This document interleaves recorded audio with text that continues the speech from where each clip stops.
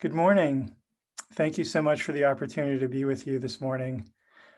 I think we've all come together over these next couple days and carved out time out of our busy schedule because we think this conversation is critically important. We all realize that forest conservation, forest protection, tree planting, and forest management are critical to helping us address our global climate challenges. However, natural climate solutions, while they can deliver over a third of our natural climate solutions, we've totally underinvested in this space with having only 3% of the climate funding go to nature-based solutions. One Tree Planted is partnered with the World Resources Institute and NPX to try and address this challenge. And we put together a compelling opportunity of investment grade projects around the world, which we hope you'll find interesting and compelling. Let's start with some introductions. I'm Bill Toomey. I'm the Chief Operating Officer here at One Tree Planted. One Tree Planted is a global nonprofit doing tree planting and forest restoration work around the globe. And I'm joined by Aaron Minnick of WRI and Lindsay Crumbaugh of NPX. Hello, my name is Aaron Minnick. I'm the manager for the TerraMatch platform at WRI's Global Restoration Initiative. WRI is a global environmental think tank that takes the best research and science and applies it to challenges on the ground to address our global climate and environmental challenges. And I'm Lindsay Crumbaugh. I'm a director at NPX. NPX stands for Nonprofit Exchange. NPX is a company that's transforming the way that impact is financed in the nonprofit sector, and we do that by explicitly linking funding with results.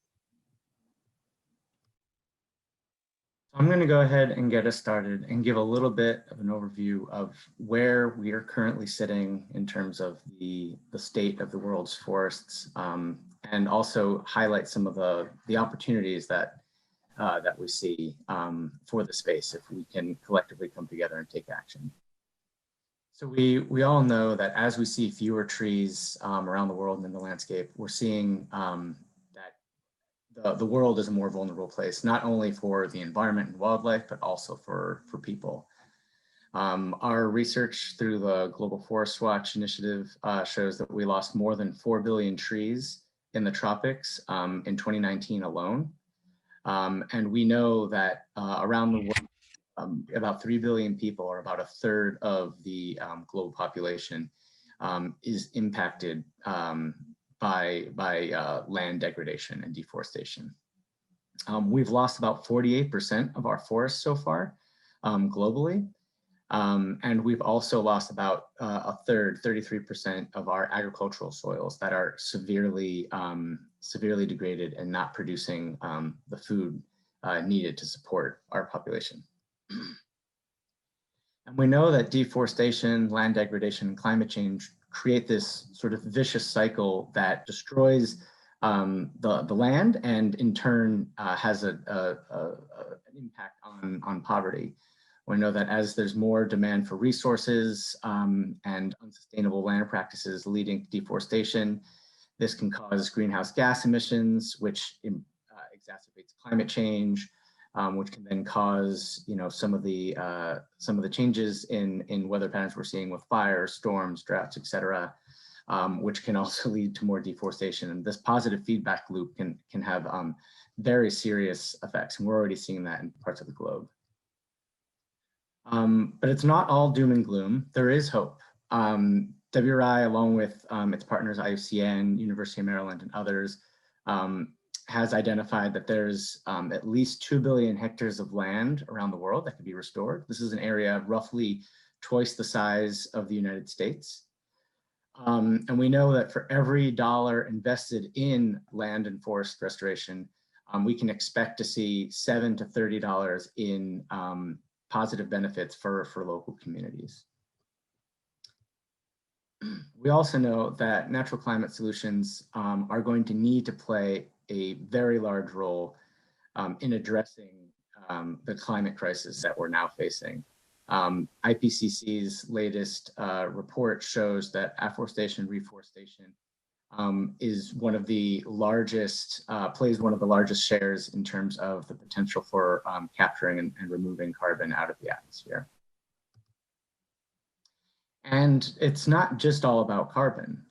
We know that afforestation, restoration has tons of impacts for local communities and wildlife and ecosystems, and is directly related to the SDGs. And we're already seeing a lot of movement, positive movement around the world, both from governments and from corporations, so with initiatives such as the Global Paris Agreement, some legislation in the United States, in Europe, and China through the Green New Deal, the EU Climate Neutrality Plan, and the National Program on Climate Change. We're also seeing a lot of interest from corporations making net zero commitments, which is very, very exciting. These companies taking a step beyond just reducing their emissions through their operations, but actually taking that next step of figuring out ways to capture the remaining residual emissions. We also have restoration initiatives going on around the world, both the Bond Challenge Initiative 20 by 20 in Latin America and AFR 100 in Africa, where countries and NGOs and investment firms are coming together and making pledges to restore 350 million hectares by the end of 2030. But I think what we're seeing now is over the last couple of years is tons of commitments, tons of pledges. But as they say, no one ever asks you if you signed up for the race. They ask you what your time was. And I think we're now entering the era where we need to stop just making pledges and commitments, and we need to take action. And what I hope my colleagues will explain through the rest of this presentation here today and get the juices flowing is there are very real ways that you can begin investing in reforestation and restoration now, helping address the climate crisis and also improving the lives of millions of people. So let's start taking these pledges and making real action. We don't have enough time.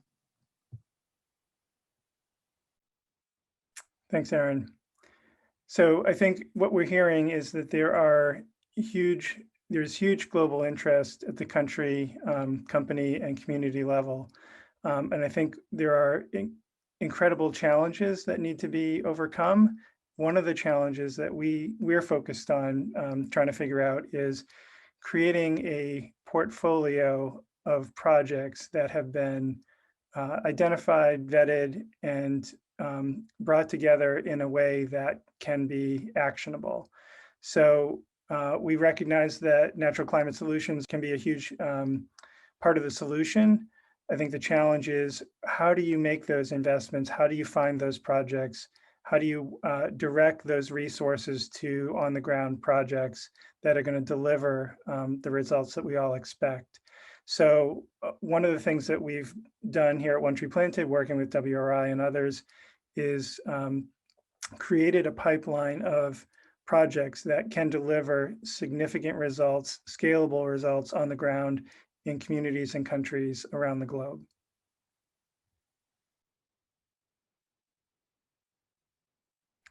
So how do you create a global portfolio of investment grade projects?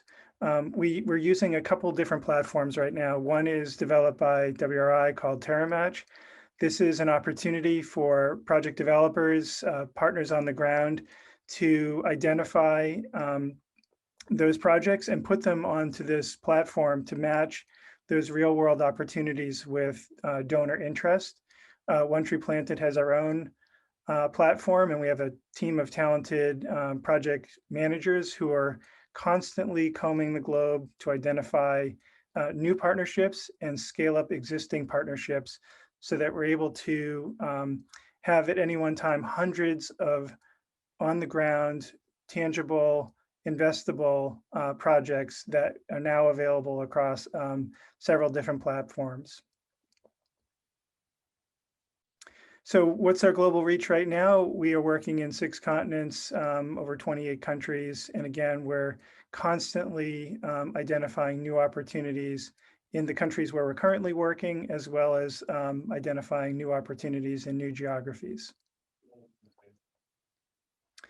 So the way these projects are created, I think it's important because I think this is one of the bottlenecks or one of the potential roadblocks to really unleashing the huge potential that tree planting and forest restoration projects can deliver.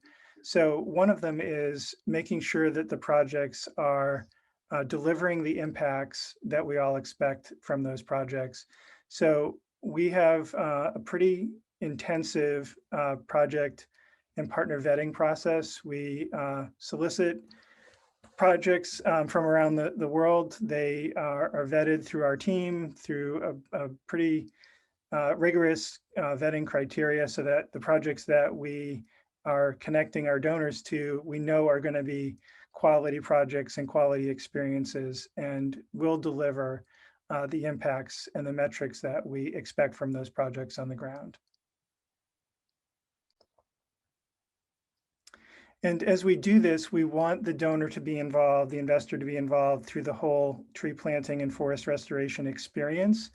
And the way that we're doing this is we've created a custom portal. So donors get to choose the projects that they direct their resources towards. They have all the details of what those projects consist of, who we're partnering with, the species of trees we're planting, the community benefits associated with those projects.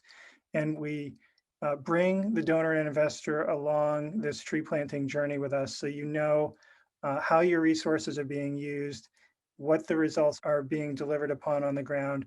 And when the projects are completed, you get a very nice, user-friendly, customizable report so you know when those projects are completed and all the results and benefits associated with those projects once that work is completed. And as you all know, I mean, getting the tree in the ground is just the first step. We want to make sure that the tree planting and forest restoration projects that we're involved in are actually contributing to healthy forests at the global scale. And we do this across a variety of monitoring platforms. We're doing on-the-ground monitoring with our partners, taking georeferenced photographs and videos, requiring reporting on an annual ongoing basis over a multi-year period so that we know that the trees are surviving and that they're becoming part of a healthy forest over the long term. And this is a very quick moving and emerging space, and we're looking at opportunities every week to see how we can do a better job and enhance our monitoring and our reporting work with our partners on the ground. And again, planting the tree is just part of the story. And one of the things that we try and do here at One Tree Planted is work with our donors and our supporters and our partners in a way to tell those stories. Every forest that gets created, there's a story there, very compelling story. And sometimes the story is even more important than the tree metric numbers. These are powerful, powerful stories told by community members on the ground who are directly participating in the tree planting and forest restoration work, as well as benefiting directly from that work. So we always want the donor to be involved through the whole journey, and that includes developing very compelling and impactful stories and communication materials as part of all this work.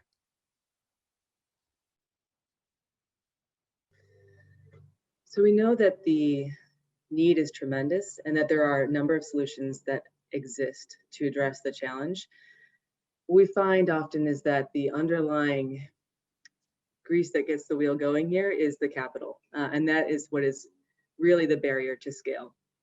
So on the implementer side, capital is required. And on the funder side, where the capital exists, the challenge really is around impact and being able to have the transparency to track and monitor that impact. In a survey of impact investors, the top concern was impact washing. So the impact investors really want to know that the money they're putting into projects are having real results.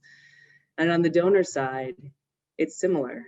The lack of transparency and lack of certainty of results being achieved is really clear among the donor population.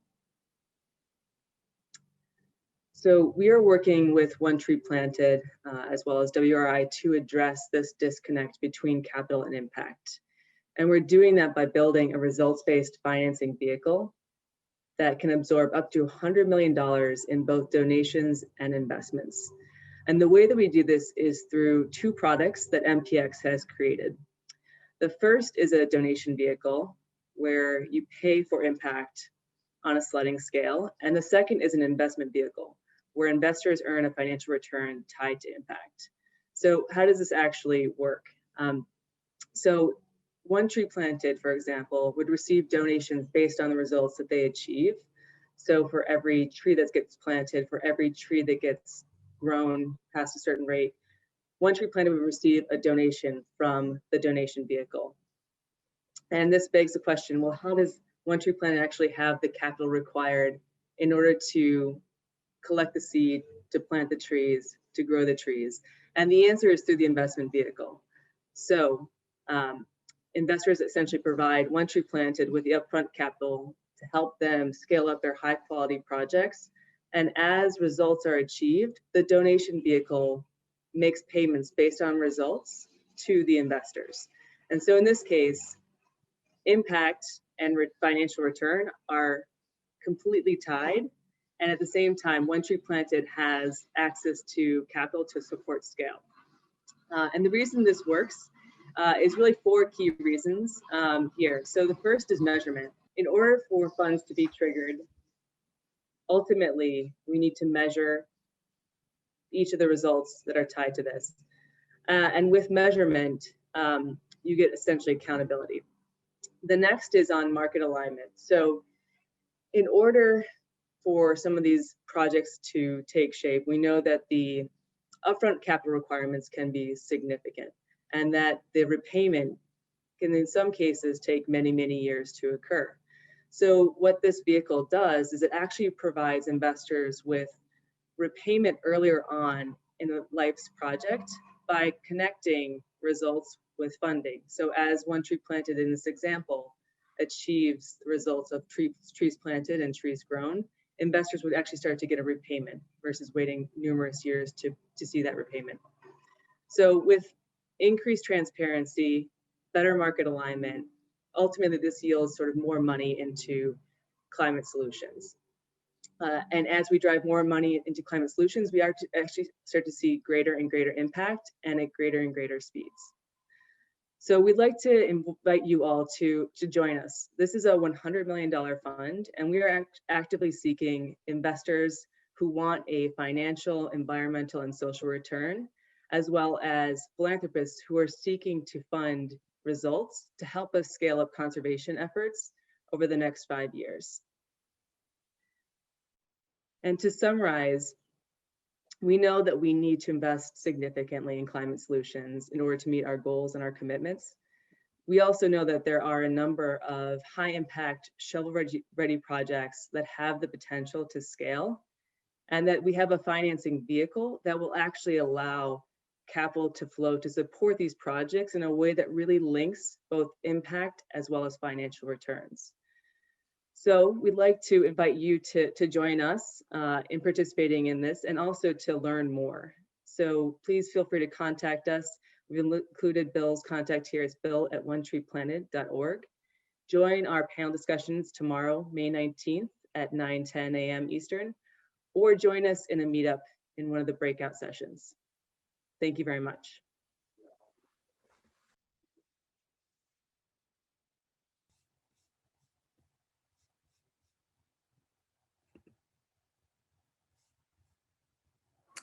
Well, thanks so much for joining the session. Hope you found it interesting and compelling. If you have any questions, you can put them in the chat, and look forward to meeting many of you over the next couple of days. And again, if you have any interest, we welcome you to join our live panel tomorrow, where we'll go into this opportunity in much more detail. We also have several lounge tables available over the course of the next few days, so feel free to check those out, and we'll be staffing those over the course of the conference, and we'd love to chat with you in more detail in those more private sessions.